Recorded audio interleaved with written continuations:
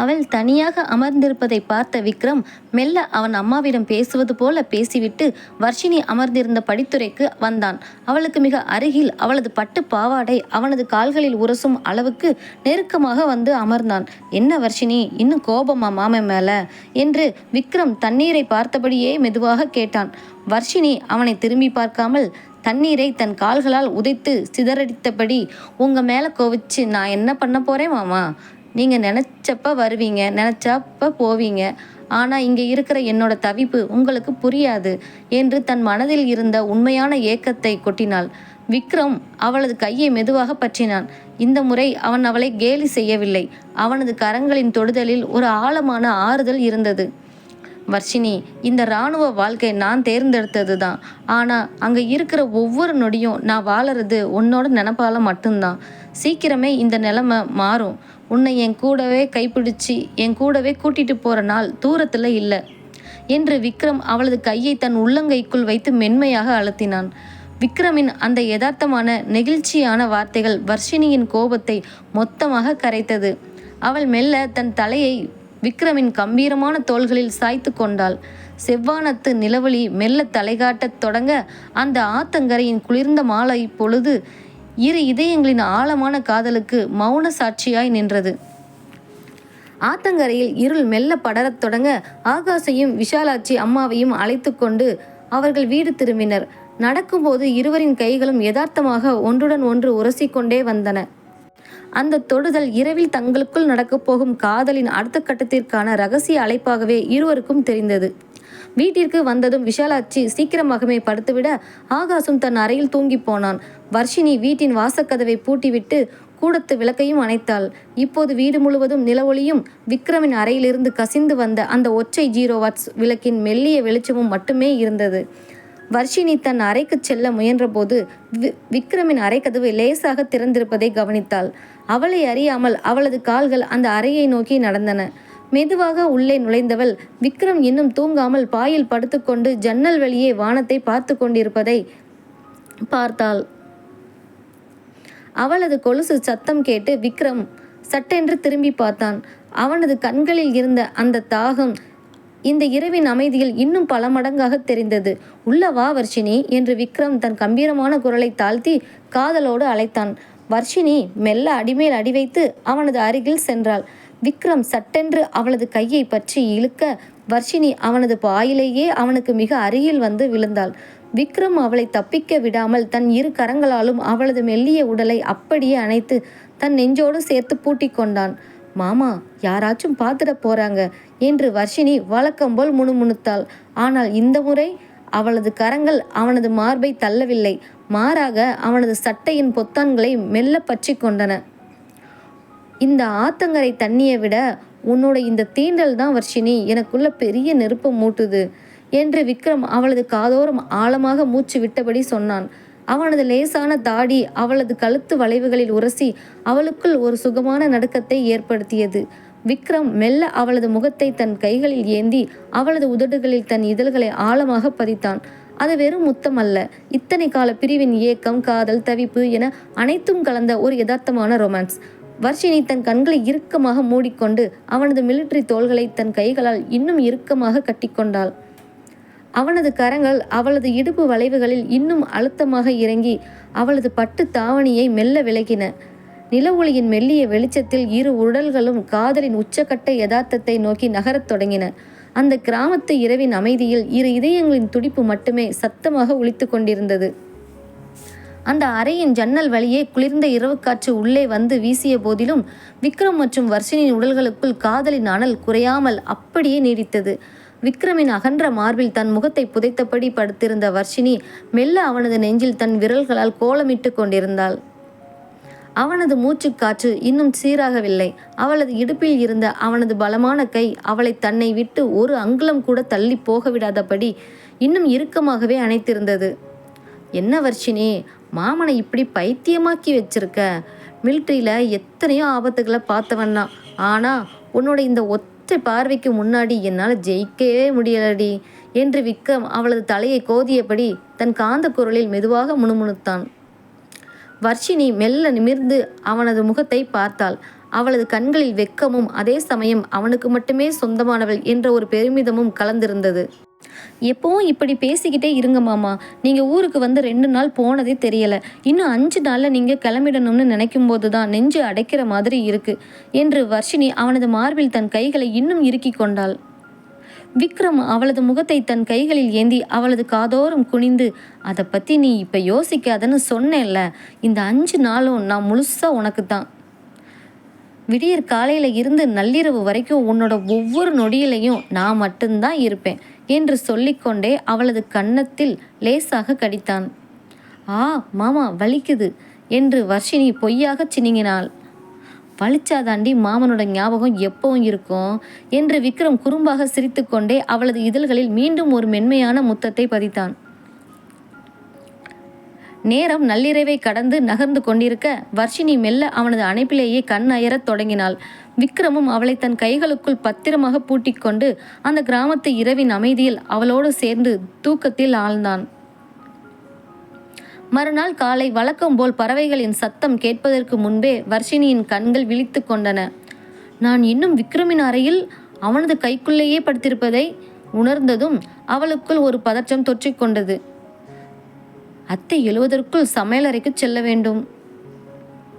அவள் மெதுவாக விக்ரமின் கையை நகர்த்த முயன்றாள். ஆனால் தூக்கத்திலும் விக்ரம் அவளது கையை விடாமல் இன்னும் இறுக்கமாக தன் பக்கம் இழுத்து கொண்டான். மாமா விடுங்க, விடிஞ்சிருச்சு, அத்தை எந்திரிச்சிருவாங்க என்று வர்ஷினி அவனது காதோரம் ரகசியமாக சொன்னாள். விக்ரம் கண்களை திறக்காமலேயே தன் உதட்டோரம் ஒரு குறும்பு சிரிப்புடன், இன்னைக்கு ஒரு நாள் அம்மா காஃபி போடட்டும் வர்ஷினி, இன்னும் கொஞ்ச நேரம் மாமன் கூடவே இரேன் என்று அவளை தன் உடலோடு இன்னும் ஆழமாக அணைத்து கொண்டான். அதிகாலை பொழுதின் அந்த யதார்த்தமான ரொமான்ஸ் இருவருக்கும் இடையில் இருந்த காதலை இன்னும் ஒருபடி மேலே கொண்டு சென்றது. விக்ரமின் அந்த பிடிவாதமான அணைப்பில் வர்ஷினியின் நெஞ்சம் படபடவென்று அடித்து கொண்டிருந்தது. அவனது மார்பின் சூடும் அதிகாலை காற்றின் குளிர்ச்சியும் அவளை ஒருபுறம் கட்டி போட்டாலும் மறுபுறம் அத்தை எங்கே எழுந்துவிடப் போகிறாள் என்ற பயம் அவளை உந்தி தள்ளியது. மாமா நிஜமா விளையாடாதீங்க, அத்தைக்கு விடியற்காலையிலேயே முழிப்பு வந்துடும். நான் இப்படி உங்கள் அறையில் இருக்கிறத பார்த்தா அப்புறம் என்ன நினைப்பாங்க? ப்ளீஸ் மாமா கையை விடுங்க என்று அவனது கைகளை தன் மெல்லிய விரல்களால் விளக்க முயன்றாள். அவளது குரலில் இருந்த நிஜமான பதற்றத்தை புரிந்து கொண்ட விக்ரம் மெல்ல தன் கண்களை திறந்து அவளையே பார்த்தான். அவளது கலைந்த கூந்தலும் வெட்கமும் பயமும் கலந்த அந்த முகமும் அவனுக்குள் இன்னும் காதலை கூட்டியது.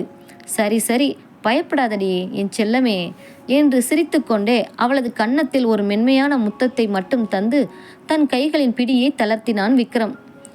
பிடி தளர்ந்த அடுத்த கணமே வர்ஷினி படுக்கையை விட்டு சிட்டாய் பறந்து எழுந்தாள். தன் கலைந்திருந்த உடைகளையும் தாவணியையும் அவசர அவசரமாக சரி செய்து கொண்டு பூனை போல அடியெடுத்து வைத்து தன் அறைக்கு ஓடினாள். அங்கு போய் கண்ணாடியில் தன் முகத்தை பார்த்தவளுக்கு தூக்கி வாரி போட்டது.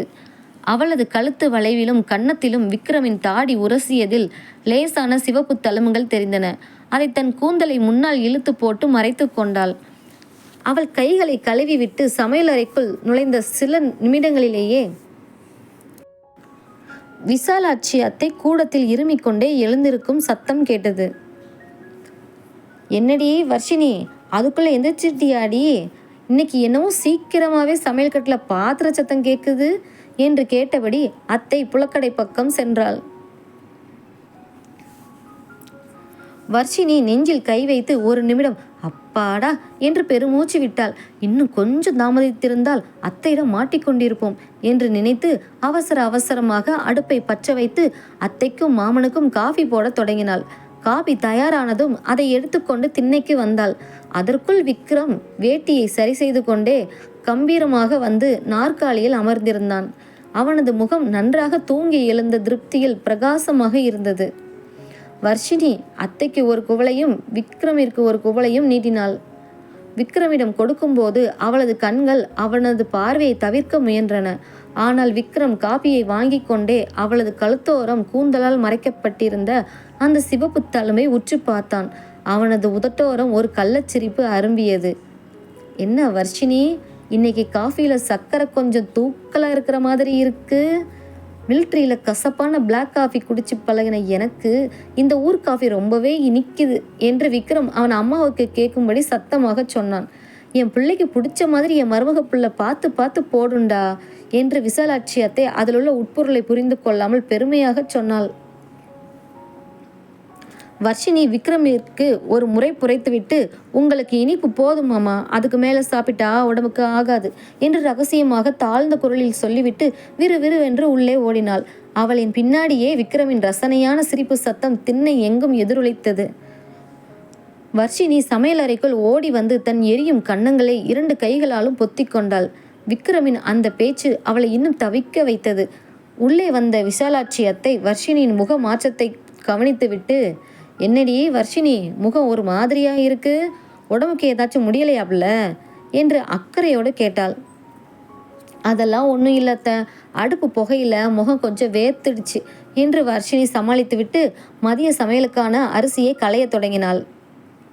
அப்போது திண்ணையில் இருந்து அசோக் தம்பி கத்தி கொண்டே உள்ளே வந்தான்.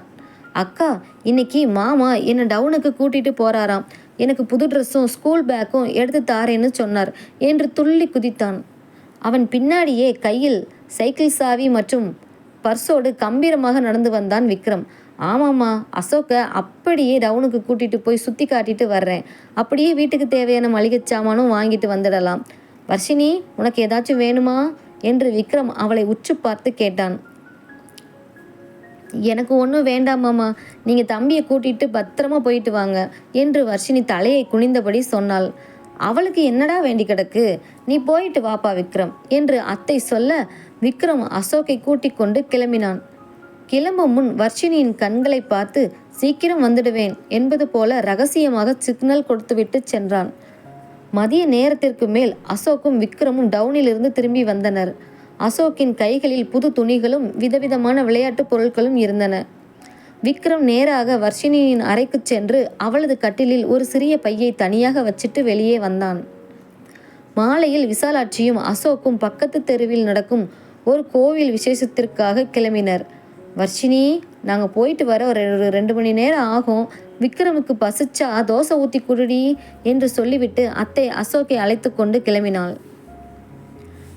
வீட்டில் மீண்டும் அந்த அமைதியான மாலை நேரத்து நிசப்தம் சூழ்ந்தது. வர்ஷினி மெல்ல தன் அறைக்குள் நுழைந்தாள். விக்ரம் வைத்த அந்த சிறிய பையை எடுத்து பார்த்தாள். அதற்குள் ஒரு அழகான மெல்லிய மல்லிகை பூ நிறத்திலான புடவையும் அதோடு சேர்த்து மல்லிகை பூச்சரமும் இருந்தது. அதன் அடியில் ஒரு சிறிய சீட்டு இருந்தது. அதில் விக்ரமின் கம்பீரமான கையெழுத்தில், இன்னைக்கு ராத்திரி இந்த உடைதான் நீ உடுத்தணும் வர்ஷினி, உன் மாமனுக்காக காத்துக்கிட்டு இருப்பேன் என்று எழுதப்பட்டிருந்தது. அதை பார்த்ததும் வர்ஷினியின் இதயம் 100 கிலோமீட்டர் வேகத்தில் துடிக்க தொடங்கியது. அந்த புடவையை தன் மார்போடு அணைத்து கொண்டாள். அந்த இரவு தங்களுக்குள் என்னவாக போகிறது என்ற தவிப்பும் ரொமான்ஸின் எதிர்பார்ப்பும் அவளது உடம்பில் ஒரு புது சிலிர்ப்பை ஏற்படுத்தியது. மாலை மெல்ல மறைந்து இரவு 8:30 மணி ஆனது.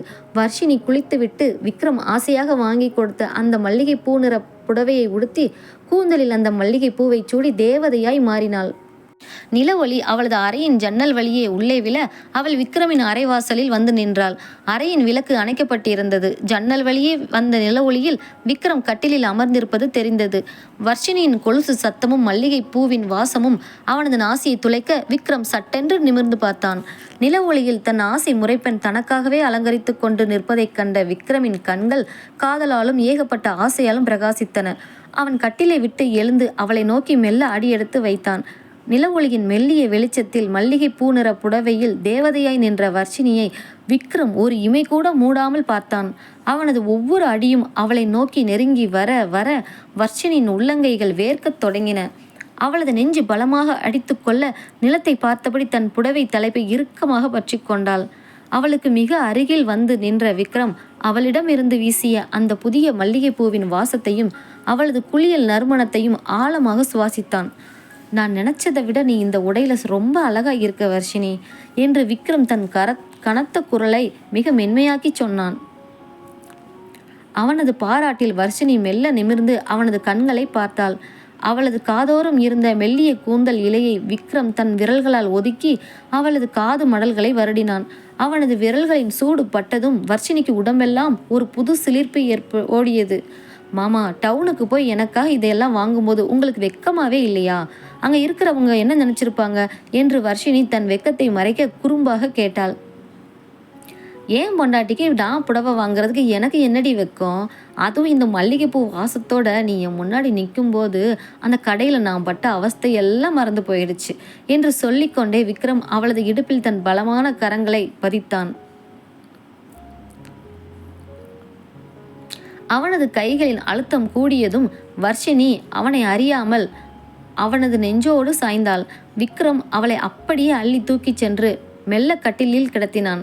அவளது புடவையின் மடிப்புகள் சற்றே குலைய நில ஒளியில் அவளது யதார்த்தமான கிராமத்து அழகு விக்ரமின் கட்டுப்பாட்டை மொத்தமாக இழக்கச் செய்தது. அவன் அவளுக்கு மேலே குனிந்து அவளது இதழ்களில் தன் ஆழமான முத்திரையை பதித்தான்.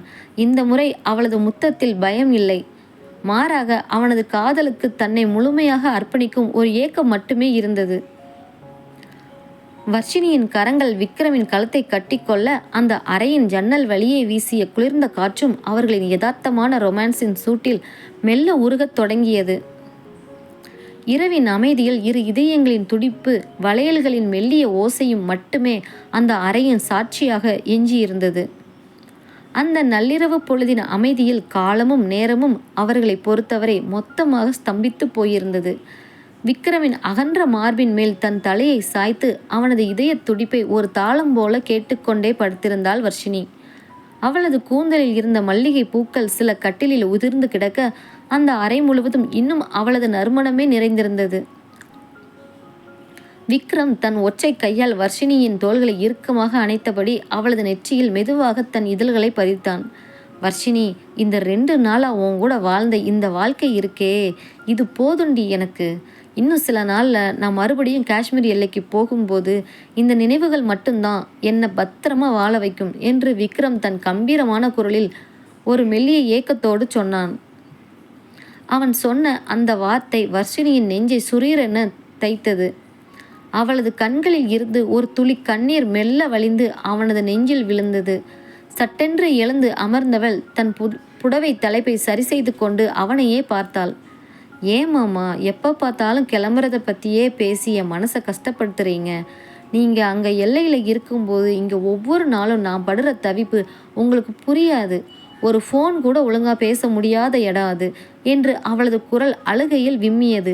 விக்ரம் சட்டென்று எழுந்து அவளது கைகளை பற்றி கொண்டான். அவளது கலங்கிய கண்களை பார்த்ததும் அவனது நெஞ்சும் முருகி போனது. அவளை இன்னும் நெருக்கமாக இழுத்து தன் மார்போடு சேர்த்து கட்டி கொண்டான். அழாதடி என் செல்லமே, மாமா சும்மா தான் சொன்னேன். இந்த தடவை நான் போகும்போது சும்மா போக போகிறதில்ல. அடுத்த லீவுக்கு வரும்போது அம்மா கிட்ட பேசி உன்னை என் கைப்பிடிச்சி முறப்படி என் பொண்டாட்டியை கூட்டிட்டு போகத்தான் போகிறேன். அதுக்கப்புறம் நாம் எப்பவும் ஒன்றாவே இருக்கலாம் என்று விக்ரம் அவளது கன்னங்களை தன் கைகளில் ஏந்தி ஆழமான குரலில் உறுதியளித்தான். அந்த வார்த்தையை கேட்டதும் வர்ஷினியின் முகம் அப்படியே மலர்ந்தது. அவளது கண்ணீருக்கு நடுவிலும் ஒரு அழகான புன்னகை அரும்பியது. விக்ரமின் மார்பில் தன் முகத்தை புதைத்து கொண்டு, நிஜமா தான் சொல்றீங்களா மாமா? என்னை ஏமாத்த மாட்டீங்களே என்று ஆசையோடு கேட்டாள். மிலிட்ரிக்காரன் வார்த்தை தவற மாட்டாண்டி என்று விக்ரம் குறும்போடு சிரித்து கொண்டே அவளது முகத்தை நிறுத்தி அவளது இதழ்களில் மீண்டும் ஒரு காதலின் முத்திரையை பதித்தான். இருவரின் யதார்த்தமான காதலும் எதிர்காலத்தை பற்றிய அந்த அழகான கனவுகளும் அந்த இரவை இன்னும் அழகாக்கின. விடிந்தால் என்ன நடக்கும் என்ற கவலை ஏதும் இல்லாமல் இரு இதயங்களும் தங்களுக்குள் இருந்த எல்லையற்ற அன்பை பரிமாறிக்கொண்டே அந்த நில ஒளியில் மெல்ல கண் அயர்ந்தன. அதிகாலை 5 மணி இருக்கும். கிராமத்தின் பறவைகள் மெல்ல கீச்சிட தொடங்கின. ஜன்னல் வழியே வந்த குளிர்ந்த அதிகாலை காற்று படுக்கையில் உதிர்ந்து கிடந்த மல்லிகை பூக்களின் வாசனையை அறை முழுவதும் மீண்டும் ஒரு முறை சுழற்சி அடித்தது. விக்ரமின் வலுவான தோள்களுக்குள் அடைக்கலமாகி கிடந்த வர்ஷினிக்கு இந்த விடியல் எப்போதுமே வராதிருக்க கூடாதா என்று தோன்றியது. அவனது மார்பின் மெல்லிய சூடும் அவளது இடுப்பை இன்னும் இறுக்கமாக பற்றியிருந்த அவனது கரங்களின் அழுத்தமும் அவளுக்குள் ஒரு ஆழமான நிம்மதியை தந்திருந்தது. மெல்ல அவனது முகத்தை பார்த்தாள். தூக்கத்திலும் அவனது நெற்றியில் இருக்கும் அந்த மிலிட்ரிக்காரனுக்கே உரிய கம்பீரம் அவளை இன்னும் ஏதோ செய்தது. வர்ஷினி தன் விரல்களால் அவனது லேசான தாடியை மெதுவாக வருடினாள். அவளது விரல்களின் மென்மையான தீண்டலில் விக்ரமிற்கு தூக்கம் கலைந்தது. கண்களை முழுமையாக திறக்காமலேயே தன் உதட்டோரம் ஒரு குறும்புச் சிரிப்புடன் அவளது கையை பிடித்து தன் இதழ்களோடு அழுத்தி கொண்டான்.